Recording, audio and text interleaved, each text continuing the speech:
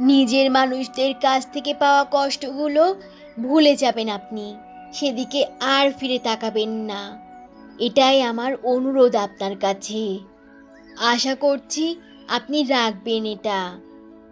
তাহলে আমরা এখন আসি। এই বলে তোতা ও যোগও সেখান থেকে চলে যায়।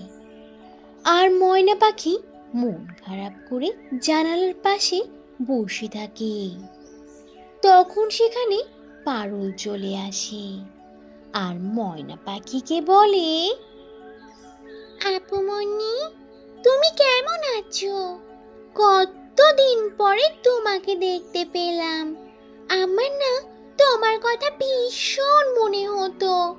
বাবা মাকে কত করে বলেছি আপুর কাছে আমাকে নিয়ে চলো, কিন্তু তারা কখনো আমাকে তোমার কাছে নিয়ে যায়নি। আমি না তোমাকে ভীষণ মিস করেছি। আচ্ছা আপুমনি, তোমার কি মন খারাপ? তুমি এভাবে জানালার পাশে বসে আছো কেন? কি হয়েছে গো তোমার? তোমার কি অনেক বেশি মন খারাপ? তখন ময়না পাখি পারুলকে তার কাছে নিয়ে বলে, আমার কিচ্ছু হয়নি পারুল সোনা, আমি ভালো আছি।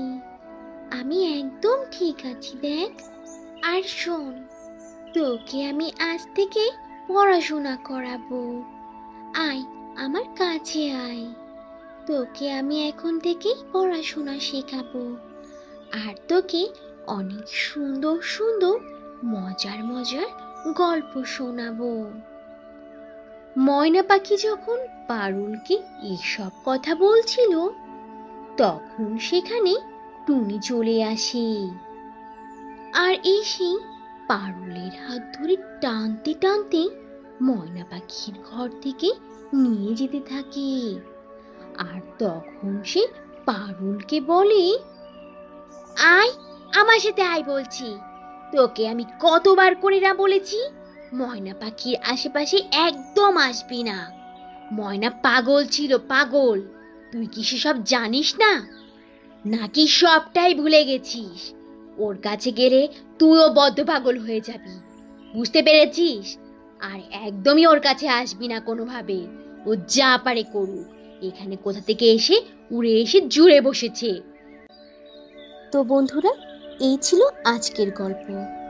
গল্পটি থেকে কি শিক্ষা পেলে তা অবশ্যই কমেন্ট করে জানাবে। আর ভালো লেগে থাকলে একটা লাইক করে দেবে।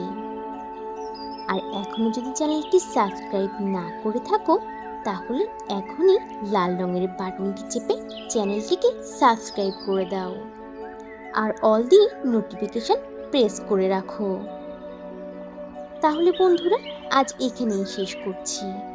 আবার দেখা হবে নতুন কোনো ভিডিওতে, নতুন কোনো গল্প নিয়ে। সে পর্যন্ত তোমরা সবাই ভালো থাকবে আর নিজেদের প্রতি খেয়াল রাখবে। আল্লাহ হাফিজ।